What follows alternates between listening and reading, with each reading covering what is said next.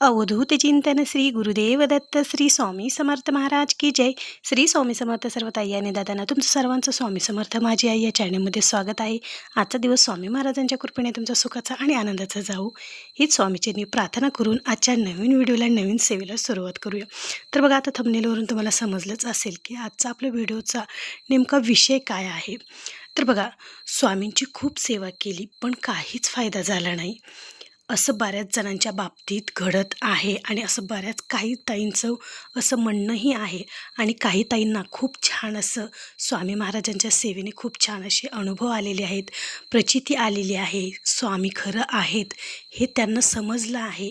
आणि स्वामी खरंच प्रत्येक अडचणीच्या काळात वेळोवेळी प्रत्येक पावलावर स्वामी महाराज आपली साथ देतात, आपलं रक्षण करतात, आपल्यासोबत असतात. हे बऱ्याच ताईंना या सेवेतून समजलेलंच आहे. पण अशा ताईंना बऱ्याच ताईंच्या बाबतीत असं होतं की मी स्वामींची खूप सेवा केली, मी स्वामींचे खूप पारायण केले, व्रत केले, स्वामींचे गुरुवार केले, स्वामींची नित्यसेवा करते, खूप सारे उपवास करते स्वामींचे, पण मला स्वामींची प्रचितीच काय बरं येत नाही, मला स्वामी दर्शन का बरं देत नाहीत, असं बऱ्याच जणांच्या बाबतीत घडतं. तर बघा, कारण ही एक चूक तुम्ही नक्कीच केली असणार. जाणून घ्या ती चूक कोणती आहे. बघा, बऱ्याच वेळेस काय होतं की आपण जाणून बुजून चूक करत नाहीत, पण नकळत आपल्याकडून एखादी चूक होते. ती चूक आपल्याला माहीत असते किंवा माहीत नसते. जर तुम्हाला ती चूक माहीत असताना जरी तुम्ही ती चूक केली असेल तर बघा, मग तुमच्यासोबत असं होणारच. कारण आपण कोणतीही सेवा करताना जर योग्य त्या अटी नियमाचं पालन करून जर सेवा केल्या तर त्या सेवेचं फळही नक्की मिळतं, म्हणजे मिळतंच. बघा, आता सेवेमध्ये जे काही अटी नियम आहेत ते पाळलेच पाहिजेत का, ते पाळावंच लागतात का, तरच स्वामी महाराज आपल्याला पावतील का, खरंच स्वामी महाराज आपल्याला शिक्षा करतात का, आपल्याकडून काही अटी नियमाचं पालन झालं नाही तरी. बघा, स्वामी महाराज आपल्याला काहीही शिक्षा करत नाहीत.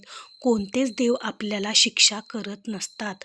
आपल्याकडून एखादी चूक होते, त्या चुकीमुळे आपल्याला त्या व्रताचं फळ, त्या उपासनेचं फळ, त्या पारायणाचं फळ आपल्याला आपल्या चुकीमुळे मिळत नसतं.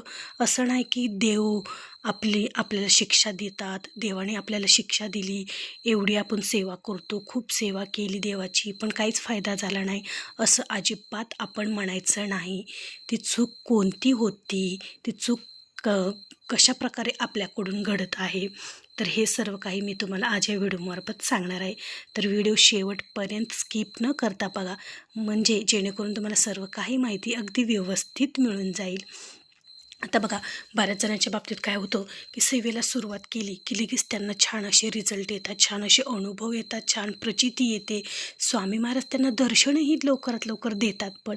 आणि त्यांना स्वामी महाराज आहेत, स्वामी महाराज सर्व काही ऐकतात, स्वामी महाराज प्रत्येक अडचणीच्या टायमाला आपल्या समोर हजर राहतात. कोणत्या ना कोणत्या व्यक्तीच्या रूपामध्ये ते आपली मदत करतात. आपल्याला ते दिसत जरी नसले तरी कोणत्या ना कोणत्या माध्यमातून, कोणत्या व्यक्तीच्या माध्यमातून ते आपल्या जवळ येतात, आपल्याला मदत करतात. हा अनुभव बऱ्याच ताईंना आलेला आहे. आणि त्यांनी पारायणाला सुरुवात केल्यात त्यांना छान अशी प्रचिती आलेली आहे. मग हे प्रचिती त्यांना का बरं आली, कारण त्यांनी योग्य त्या अटी नियमाने स्वामींची सेवा केलेली असते. एकदम अंतःकरणातून स्वामींवर विश्वास ठेवून त्यांनी स्वामींची सेवा केलेली असते, म्हणून त्यांना लवकरात लवकर प्रचिती येत असते. आता बघा, ती चूक कोणती आहे, ही चूक तुमच्याकडून होते का, ती चूक म्हणजेच परअन्न.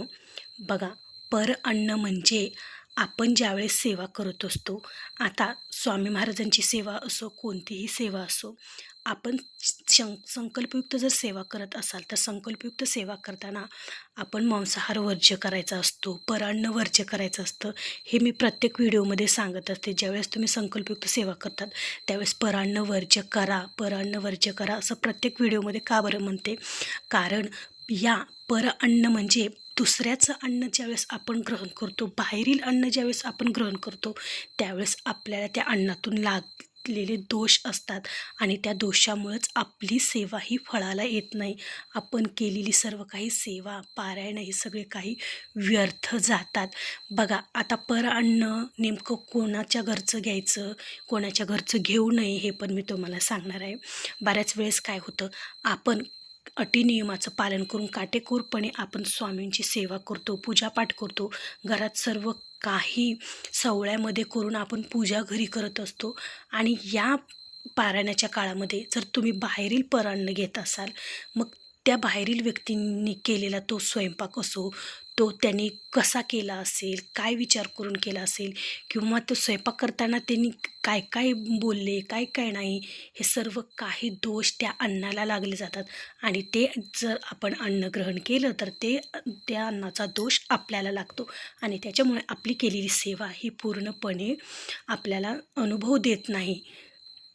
हीच महत्त्वाची गोष्ट आहे आणि हीच मोठी चूक बऱ्याच ताईंकडे होत असते. बघा, क्वचित काही ताईंकडून ही चूक होत असेल, पण खूप ताई ह्या अटी नियम परान्न वर्ज्य करूनच सेवा करत असतात आणि त्यांनाही या सेवेचं फळही लवकरात लवकर मिळतं. पण बघा, प्रत्येकाला ज्याच्या त्याच्या कर्मानुसार, त्याच्या भोगानुसार सेवेचं फळ मिळत असतं. ज्यावेळेस आपले सेवा करून आपले जे भोग आहेत तर ते भोग आपल्याला संपवावे लागतात आणि ज्यावेळेस आपण सेवा करून आपले भोग संपतात त्यावेळेस आपल्याला त्या सेवेचं फळ तर नक्कीच मिळतं. पण त्याचबरोबर या अटी नियमाचं पालन करणं पण तितकंच महत्त्वाचं असतं. बघा, आता बऱ्याच वेळेस काय होतं, आता आपण समजा एखाद्या अशा व्यक्तींच्या घरचं परान्न म्हणजे खाल्लं, ज्या घरामध्ये मांसाहार केला जातो आणि ज्या घरामध्ये व्यसन केलं जातं, मद्यपान केलं जातं, ज्या घरामध्ये सतत भांडणं वादविवाद असतात, आणि अशा व्यक्तीच्या घरचं जर तुम्ही या सेवा चालू असताना, पारायण चालू असताना तुम्ही जर अन्न ग्रहण केलं तर त्याचे दोष तुम्हाला हे लागले जातात, म्हणजे जातात. आणि जर तुम्ही समजा जे कोणी स्वामी सेवेकरी आहेत, जे अध्यात्मात आहेत, सेवा करत असतात, स्वामींची सेवा करत असतात, इतर देवांची सेवा करत असतात, त्यांच्या घरात नेहमी पूजापाठ चालू असतात, तर तुम्ही अशा व्यक्तींच्या घरचं अन्न ग्रहण करू शकतात. कारण ते पण एक स्वामी सेवेकरी आहेत.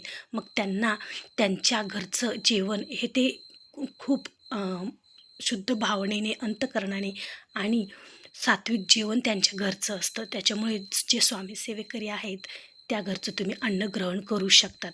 आता बघा, बऱ्याच जणांना आम्ही बाहेर असतो, आम्हाला बाहेरचं अन्नच खावं लागतं, आम्हाला म्हणजे नाईलाज आहे, आम्हाला बाहेरचंच अन्न खावं लागतं. तर अशा वेळेस आम्ही काय करायचं, तर बघा, तुम्ही ज्यावेळेस बाहेरील अन्न खाणार असाल तर तुम्हाला गायत्री मंत्र म्हणायचा आहे. 3 वेळेस तुम्हाला ताटाभोवती पाणी फिरून गायत्री मंत्र म्हणायचा आहे आणि नंतर तुम्ही अन्न ग्रहण करू शकतात. त्याचबरोबर जेवण झाल्यानंतरही तुम्हाला 11 वेळेस गायत्री मंत्राचं पठण करायचं आहे आणि मग तुम्ही जेवण करू शकतात. बघा, ज्यावेळेस आपली सेवा चालू आहे आणि आपल्याला दुसरं विलाजच नाही, बाहेरचं अन्नच घ्यावं लागत असेल, तर त्यावेळेस हा एक ऑप्शन म्हणून मी सांगत आहे, त्यावेळेस तुम्ही असं करू शकतात.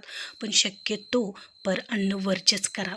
खरंच ताईंनो, ज्यावेळेस तुम्ही सेवा करत असाल त्यावेळेस परान्न तुम्ही चुकूनही बाहेरचं घेऊ नका, जेणेकरून तुम्ही केलेली सेवा ही छान अशी फळाला यावी, त्या सेवेचं फळ तुम्हाला मिळावं. बस एवढीच स्वामींकडे प्रार्थना आणि तुम्हाला पण विनंती आहे.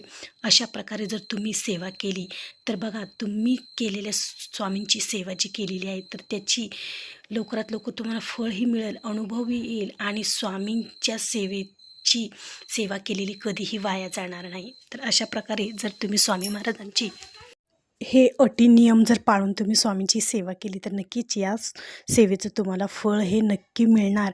कारण स्वामींची केलेली सेवा कधीही वाया जात नाही. त्याचं फळ योग्य त्यावेळी, योग्य त्या ठिकाणी स्वामी महाराज नक्की तुम्हाला देत असतात. चूक होते ते आपल्याकडून होते. देव कधीच आपल्याला आपलं वाईट करत नसतात, आपल्या भक्तांचं ते कधीच वाईट करत नसतात. तर असा होता आजचा व्हिडिओ. जर तुम्हाला आवडला असेल तर एक लाईक नक्की जरूर करा आणि कमेंटमध्ये श्री स्वामी समर्थ लिहायला अजिबात विसरू नका. आणि चॅनेलला जर तुम्ही नवीन असाल तर आपल्या चॅनेलला जरूर सबस्क्राईब करा आणि लाईक करा. सर्वांना श्री स्वामी समर्थ.